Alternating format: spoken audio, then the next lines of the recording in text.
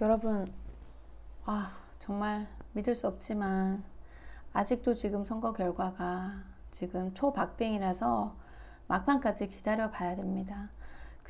제가 이번에 알게 된 사실인데, 조지 부시랑 옛날에 알고가 선거할 때 그때 한 31일이 걸렸다네요. 그때도 너무 초박빙이라서 그 결과 때문에 실랑이 하다가 결국 31일 후에 조지 부시가 됐다고 하는데요. 이번에는 진짜 그렇게 안 됐으면 좋겠습니다. 왜냐면 그렇게 된다고 해도 뭐 이렇게 신나는 선거가 아니잖아요. 간단하게 설명하면은 지금 미국인들, 평범한 서민들 말하는 겁니다. 평범한 미국인 대중들이 원하는 거는 헬스케어, 제일 첫 번째 이슈가 의료보험이거든요.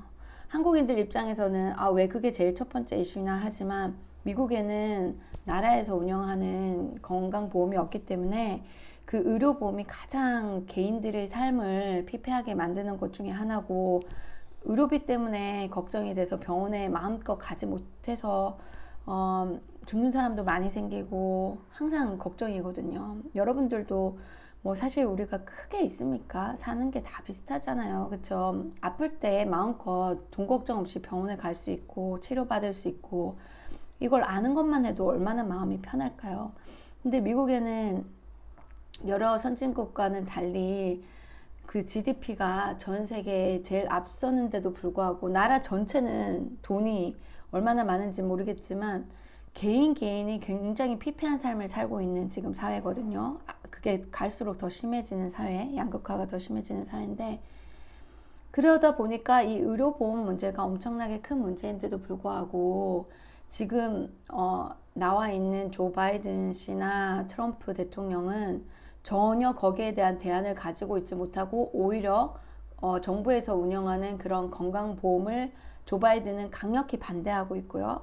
반대하면 할수록 선거 자금을 제약회사나 보험회사에 더 받으니까, 그리고 제약회사나 보험회사에 투자한 그런 또 금융 관련 회사들한테 돈을 더 받기 때문에, 그런 이해관계가, 그런 정부, 대중을 위한 정부에서 운영하는 의료보험이 생기면 불리해지는 그런 어마어마한 돈과 파워를 가진 회사들에게 더 유리한 그런 정책을 펼치는 사람이 조 바이든.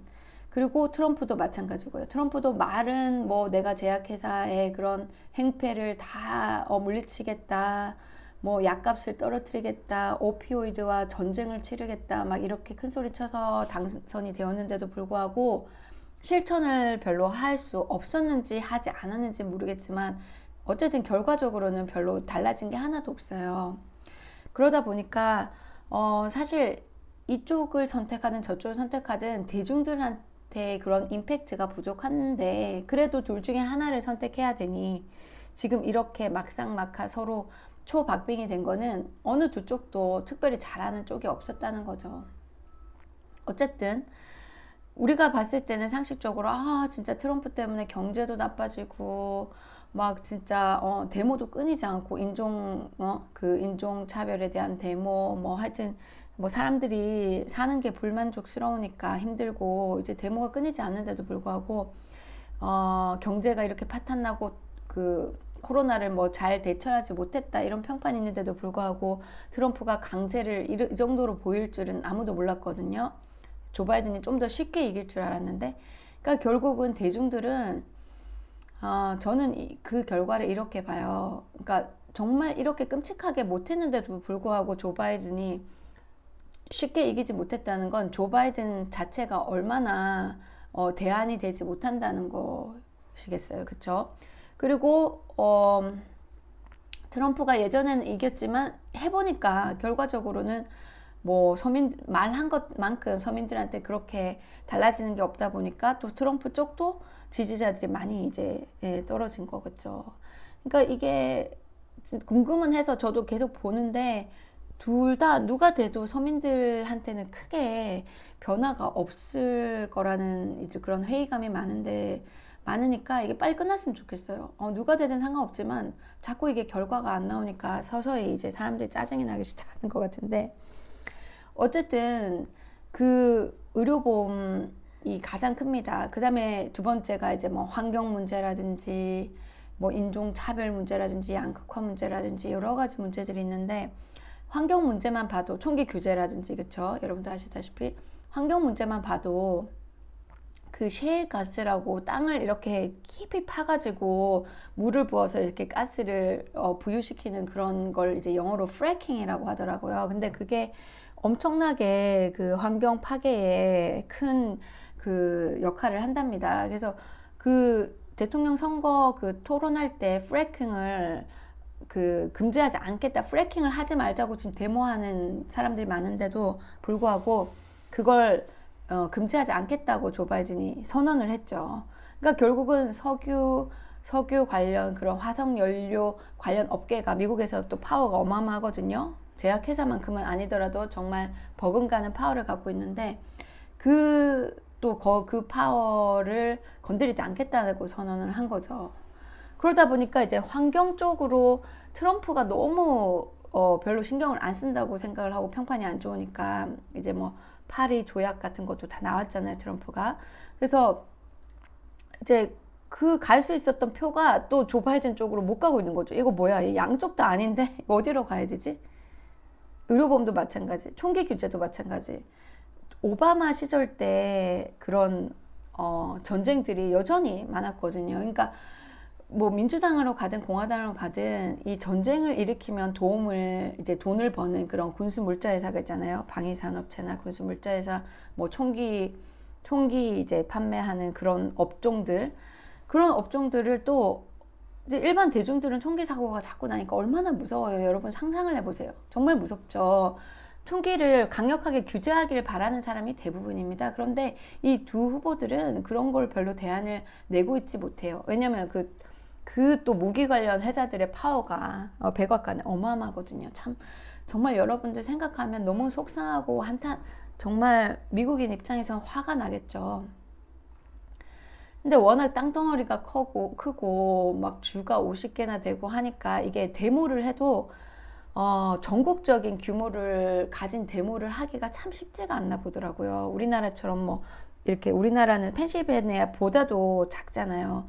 그러다 보니까 막 이렇게 전국적으로 우리가 조직해서 그 촛불혁명 같은 거나 뭐 이런 데모를 할 수 있었는데, 미국은 그게 주대로 이렇게 주별로는 좀 일어나고 있는데, 여러 가지 움직임들이. 근데 전국적으로 이렇게 통합해서, 왜 예전에 그 흑인 노예 해방 운동처럼 좀 그런 게 돼야 되는데, 그게 지금 현실적으로 굉장히 힘들고 다들 먹고 살기 바쁘고 중산층이 자꾸 없어지면서 막 생계에 허덕이다 보니까 그런 어떤 무브먼 운동에 참여한다는 것도 굉장히 사치로 느껴질 만큼 지금 심각한 상태고, 그러다 보니까 날이 갈수록 양극화는 더 커지고 서민들의 삶은 더 피폐해지는, 그렇지만 목소리를 내기에는 너무 서민들이 피곤하고 시간도 없고 돈도 없고 힘도 없는 거예요.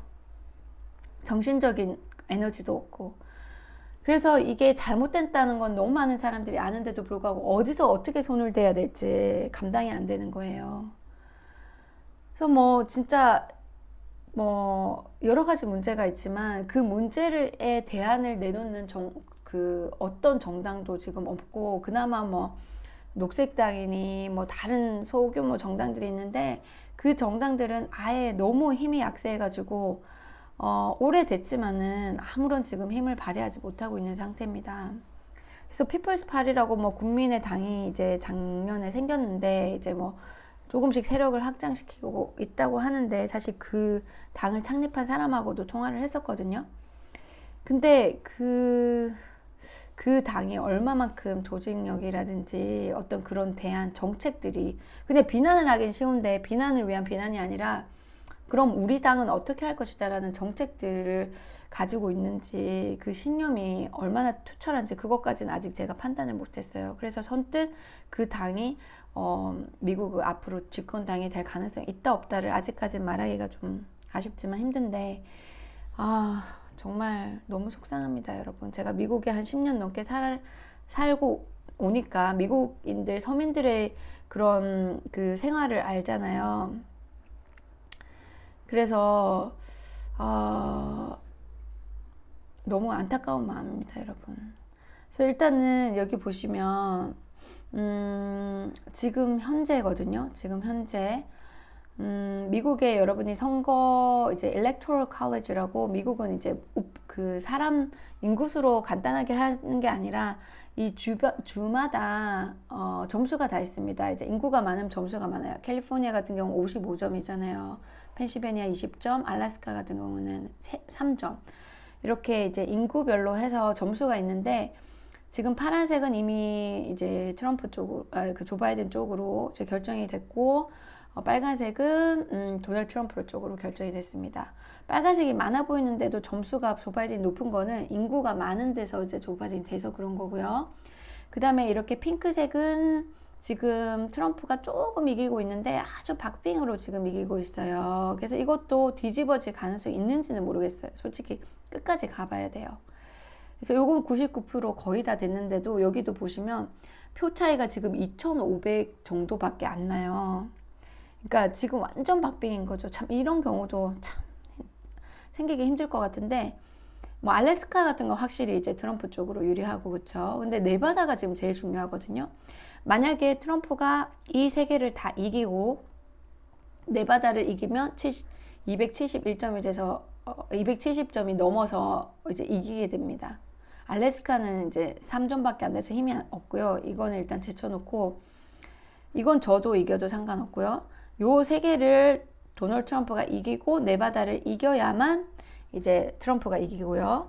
그 다음에 이 네바다도 지금 차이가 얼마 없어요. 이거 보시면 정말 차이가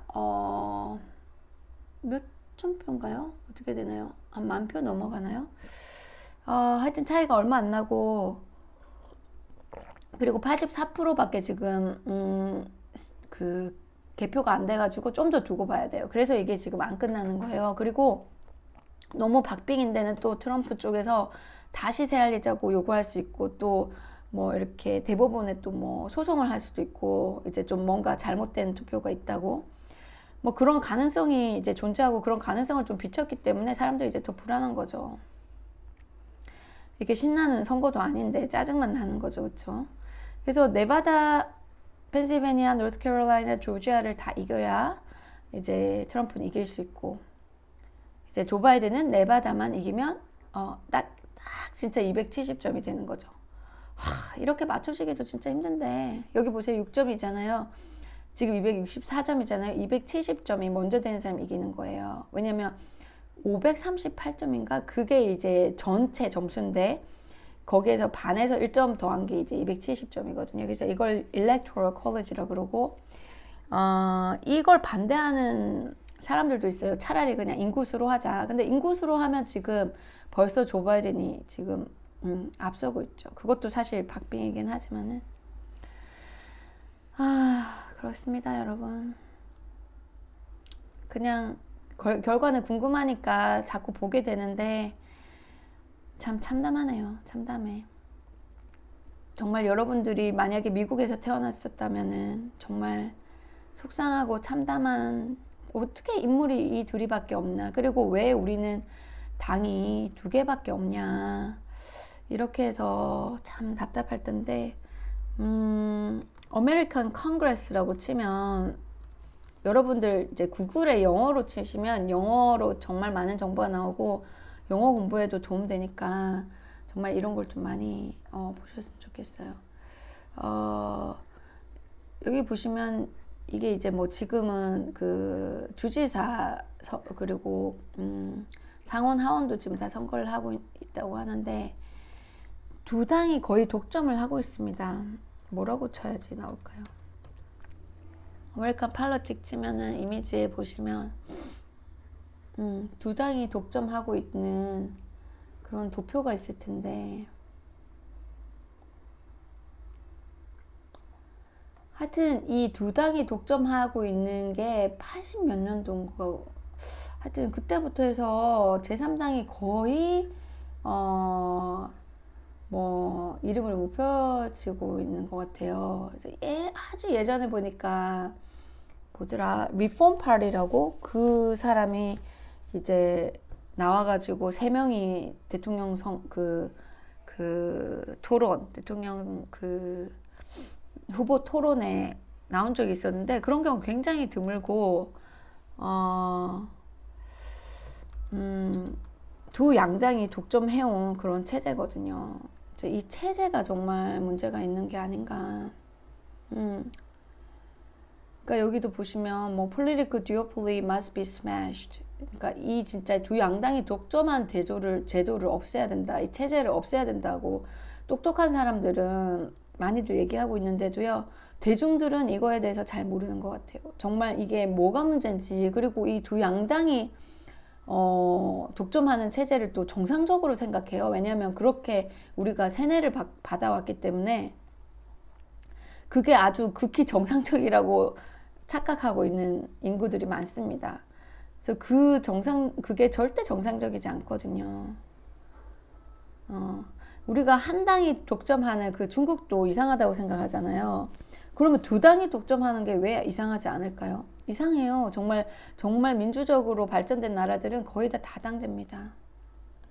스웨덴 콩그레스 볼까요? 제가 누누이 얘기하지만 여러분, 내가 100번, 1000번을 얘기해도 그 중요성을 전달을 하지 못하기 때문에 너무 많은 사람들이 우리가 세뇌되어 있기 때문에 진짜 이거를 아셔야 돼요. 그래서 정말 이 두 당이 전체를 다 독점하고 있는 이게 정말 정상적인 것인가? 왜 오늘 검색이 안 되죠? 정상적인 것인가? 이거를 잘 알아야 되는데, 이건 우리나라에도 엄청 중요한 문제이기 때문에 오늘따라 지금 검색이 잘 안 되고 있습니다. 그래서 엄청 중요한 문제이기 때문에 이거는 진짜 제가 1000번 만번 여러분들 귀가 아플 정도로 제가 얘기를 해도 지금 그 중요성이 너무, 어떻게 보면 우리나라의 그런 문제점들도, 이거 못 나가겠어요. 오늘따라 왜 이러지? 하여튼 우리나라의 문제점들도 거기에서 이제 해결이 있을 수 있거든요. 그래서 해결 방법이 은근히 해결 방법이 쉬울 수도 있어요. 그래서 하여튼 제가 누누이 얘기해도 진짜 왜 자꾸 저런 얘기를 계속 하나, 여러분들. 오늘따라 왜 이러죠, 이게 구글이. 평소에 딱 이렇게 하면은 위키피디아가 딱 나와서 여기 있네요. 여러분들 빨리 방송을 끝내야 되는데 시간 낭비를 하고 있는 것 같아서 죄송합니다. 여기 또 아이고 참나, 이런 날이 있네요. 어쨌든 여러분, 제가 보여드리고 싶은 거는 다당제가 어떻게 잘 이루어지고 있나, 이걸 보여드리고 싶었습니다. 그래서 어쨌든 미국이나 한국이나 지금 이 양당 제도, 멀티파리라고 쳐볼까 차라리. 이 양당 제도가 정말 문제입니다, 여러분. 양당이 독점하고 있는 이런 상황. 이제 나오네요. 스웨덴만 그런 게 아니라 보시면 그래도 물론 여기 빨간색 사회민주당이죠. 제가 지금 창당하려고 하는 사회민주당이 이제 가장 많은 좌석을 차지하고 있지만, 그래도 보면 소수 정당들이 다 어떻게 들어와 있잖아요. 여기 하나, 둘, 셋, 넷, 다섯, 여섯, 일곱, 8개 정당이 들어와 있잖아요. 그쵸? 그래서 이게 정상이죠. 이게 정상인데, 지금 우리나라하고 미국은 유독 지금 저렇게 색깔이 이상하게 나온단 말이죠. 여기다가 이제 코리아를 쳐볼게요. 코리아 파리 시스템. 이게 도표가 나와야 되는데, 여기 나오네요. 여기 보세요. 한국도 물론 아주 약간의 47석의 비례대표제로 좀 그게 도움이 돼가지고 약간의 색깔은 있어요. 그래서 미국보다는 낫죠. 미국보다는 낫지만 우리나라도 지금 여전히 문제가 많습니다. 지금 보세요. 이렇게 두 거대 양당이 독점하는 이 체제가 굉장히 비민주적인 체제거든요. 이 체제가 뭐가 문제냐면, 이런 체제가 있으면은 일을 열심히 해서라기보다는 상대를 누르면 자기가 자동으로 이기게 되는 거거든요, 여러분. 제가 아주 간단하게 설명을 하자면, 상대를 누르면 자기가 이겨요.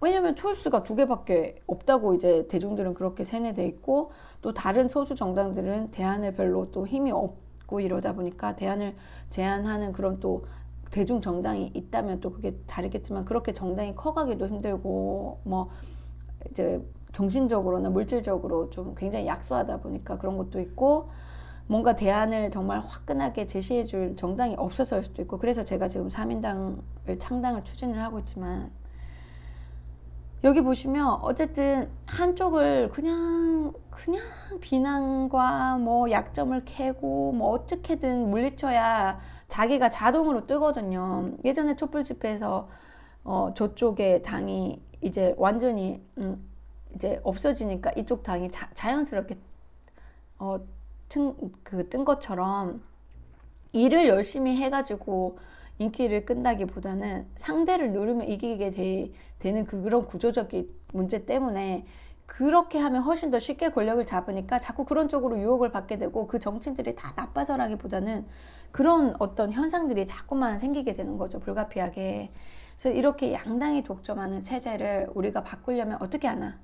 가장 쉬운 방법은 선거제도를 지금의 승자 독식제, 미국 같은 승자 독식제가 아니라 스웨덴 같은 정당 명부 비례대표제, 독일식의 연동형 비례대표제는 반이 그 선거구제고요, 반이 비례대표제로 갑니다. 저는 그거보다는 아예 가려면 확실하게 가는 거죠. 우리가 중간 단계를 거친 게 아니라 개혁을 하려면 확실히 해야 됩니다. 우리나라는 지금 위기 상태잖아요. 이 위기 상태에서 천천히 간다는 건 있을 수 없거든요. 우리는 빠르고 올바른 개혁을 원하기 때문에 빠르게 확실하게 가는 게 저는 낫다고 생각합니다. 그래야 국민들도 거기에 대해서 따라올 거라고 생각합니다. 그래서 정당 명부 비례대표제를 우리가 선거제도를 바꾸려면, 그 바꾸기 위해서는 촛불 집회가 또 일어나야 돼요. 어쩌면 촛불 집회보다 더 어려울지 몰라요. 왜냐하면 한쪽 정당이, 촛불 집회 같은 경우는 상대 정당을 누르기 위해서 다른 정당들이 모두 힘을 합쳤지만, 이 선거 제도를 바꾸고 개헌을 하는 데는 여러분, 양쪽 거대 정당이 버티고 있을 겁니다. 그러면 우리가 정말 강력하게 요구를 해야 되겠죠. 그리고 3인당이 빨리 만들어져서 3인당이 그걸 주최를 해야 된다고 생각합니다. 이 스위스도 그렇고 스웨덴도 그렇고 여러 나라에서 이런 민주적인 선거제도로 개혁이 된 데는 3인당들이 굉장히 많이 3인당의 역할이 컸거든요. 그래서 우리나라도 3인당이 생겨서 이 선거제도 개헌을 이끌어내야 됩니다. 근데 한국을 개헌을 하기 위해서는 뭐 그 엄청난 그 힘이 필요한데, 그러기 위해서는 제 촛불 집회보다 더 큰 촛불 집회가 일어나야 된다는 거. 저는 그거를 이미 마음속으로 이제 준비를 하고 있고요. 각오를 하고 있습니다. 그리고 이제 많은 정치의 전문가들이 의원 내각제가 정말 오히려 더 민주적이고 그 제왕적인 대통령 제도의 단점을 많이 보완할 수 있고 민주적이고 더 실리적이라고 주장하는 분들이 많아서, 그런 것도 의원 내각제로도 우리가 한번 그 시도를 해보는 거, 그런 논의가 꼭 필요하다고 생각합니다. 그래서 정당 명부 비례대표제로 가고 의원 내각제로 채택을 하고, 그리고 좀 국회의원 수도 좀 많아지고, 국회의원의 지금 9명 이제 보좌진을 9명을 갖고 있거든요. 비서까지 포함해서. 그걸 좀 차라리 줄이고 혜택을 줄이고 한 600명으로 늘리는 것도 굉장히 좋은 아이디어고, 좀 늘려야 된다는 주장은 굉장히 이제 흔한 주장인 것 같더라고요. 그래서 이제 세금으로 나가니까 보좌관은 줄이고 나가는 돈은 좀 줄이고, 그냥 지금 그 나가고 있는 예산에 인구를 좀 나눠서 한 600명으로 늘리는 게 어떻나. 지금 우리가 인구 비례해서 국회의원 수도 좀 작다고 하네요. 그리고 또 뭐 약간 우리도 상원, 하원처럼 이렇게 나눠줘야 한다고 생각하는 분들도 계시던데, 그것까지는 이제 좀 더 논의가 필요한 것 같고요. 어쨌든 그래도 지금 현 지구상에서 가장 정치적으로 좀 안정돼 있고 그나마 발전돼 있고 작동이 잘 되고 있는 나라들이 북유럽이나 뭐 스위스나 뭐 이런 몇몇 서유럽 나라니까, 그 나라들의 구조를 잘 우리가 연구를 해서 우리나라에 적합한 그런 제도를 과감하게 우리가 도입을 해야 많은 여성들이 정치로 대거 들어갈 수 있고, 많은 젊은이들 20대, 30대, 40대 많은 젊은이들이 정치로 대거 들어가면 우리나라도 정말 멋진 나라로 바뀔 수 있는 희망이 생긴다고 저는 생각합니다. 저는 100% 확신합니다, 여러분. 오늘도 말이 너무 길어졌는데요. 여러분 어쨌든 정말 짜증나요. 이 대선이 빨리 결과가 나왔으면 좋겠고, 미국이 이렇게 슬픈 상황인데 우리나라도 미국과 비슷한 점이 많아요. 물론 의료보험 같은 경우 우리나라가 훨씬 좋지만, 우리나라는 정말 교육 문제라든지 환경 문제라든지 뭐 사회 불평등, 그리고 안전망이 갖춰져 있지 않다 보니까 불안한 노후, 불안한 중년, 그리고 공부에 너무 지친 우리 청소년들, 부모들, 그리고 20대 막 취업도 양질의 일자리도 구하기 힘든 이런 상황에 다들 공무원 쪽이나 막 이런 쪽 몰리다 보니까 지나친 경쟁, 불안한 앞날, 모두가 불안합니다. 우리나라 지금 인구들은 제가 봤을 때 모두가 불안해요. 모두가 불안하고 불행하니까 애도 안 낳는 거예요. 그쵸? 그리고 환경까지 이젠 더러워요. 공기도 나빠요. 정말 나빠요. 공기, 미세먼지. 앞으로 더 나쁠 거예요. 우리가 이 정권, 우리가 3인당이 정권을 잡지 않으면 앞으로 더 나쁠 거예요. 굴뚝에서 살게 될 겁니다. 전 그게 사실 제일 두려운 것 중에 하나예요. 왜냐하면 건강해야 나도 정치 행위를 하고 하는데, 제가 미세먼지 계속 맡고 있고, 저도 어떻게 아무리 건강한 사람도 7년 안에 암이 걸릴 수 있답니다. 미세먼지 계속 맡으면요. 특히 초미세먼지. 건강해야 뭐든지 잘할 수 있잖아요. 여러분 꿈도 펼칠 수 있고, 뭐 가족도 이룰 수 있고, 우리 애기들은 또 얼마나 약해요. 부모님들은 얼마나 약해요. 건강이 가장 중요해야 우리가 행복할 수 있죠. 우리 자녀들이 건강하고 부모님이 건강하고 우리 본인이 건강해야 행복지수가 올라가는데, 지금 정말 위기 상황입니다, 여러분. 위기 상황입니다. 경제, 사회, 환경, 정치, 정말 한국의 위기 상황입니다. 여러분들이 나태하게 있을 수가 없어요. 여러분들이 정말 자기 손으로 주인 의식을 가지고 같이 바꾸자 해가지고 자기가 할 수 있는 부분에서 목소리를 높이고 최선을 다해야지, 여러분들이 나태하게 제3자처럼 우리나라를 바라보고 있고, 이 나라 그냥 헬조선인데 떠나면 그뿐이지라는 이런 회의적인 생각을 갖고 있으면요, 이 나라 발전 어렵습니다. 정말 그 나라가 정치적으로 어마어마한 발전을 한 나라들은 그 시민들이 나섰습니다. 시민들이 나서지 않으면요, 절대 그런 변화 없습니다. 그래서 시민들이 나서야 되고, 내가 나서지 않는데 불평만 하고 있는 거는 또 어폐가 있죠. 우리가 꼭 직업 정치인이 되라는 건 아닙니다. 모두가 직업 정치인이 되고자 하는 또 그런 사명감을 가지긴 어렵잖아요. 그렇지만 자기가 있는 분야에서 목소리를 크게 내고 뭔가 부정하고 뭔가 부당하고 비민주적인 게 있으면 여러분들 있는 자리에서 목소리를 내세요. 두려워하지 마시고 목소리를 내세요. 그 목소리가 모아져서 정말 우리 사회가 이제는 정치만 민주화가 아니라 우리 사회 전체, 가정과 사회 전체가 민주화가 일어날 때, 그때 정말 민주적이고 선진적인 정치를 할 수 있습니다.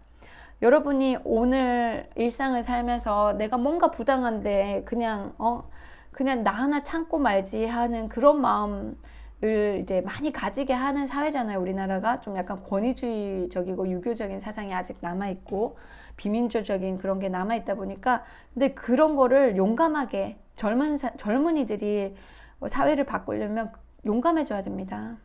그쵸? 우리 윗세대들이 그 독재 정치 하에서 피를 흘려가면서 민주화를 투쟁했듯이 우리는 피를 흘리진 않아도 되잖아요. 얼마나 좋아요. 우린 그냥 그 자기 스스로 용기를 내면 된다고 생각합니다. 여러분들 용기 내시고요. 저도 여러분들 때문에 용기 낼게요. 하루하루 고단하고 힘든 상황에서는 정말 어떨 때는 다 때려치고 막 그냥 나 살 길만 생각하고 그냥 조용히 살자 이런 생각도 있지만 정말 아무리 생각해도 우리 모두가 함께 풀 수 있는 문제들이 너무 많아요. 모두가 함께 풀지 않으면 개인적으로 아무리 노력해도 풀 수 없는 문제들이 있습니다. 지금 우리나라에는 그런 문제들이 산더미 같아요. 뭐 제가 말 안 해도 여러분들 다 아시겠죠? 그러니까 우리 모두 노력합시다, 여러분. 네, 오늘도 신나는 하루 보내시고 또 찾아뵙겠습니다.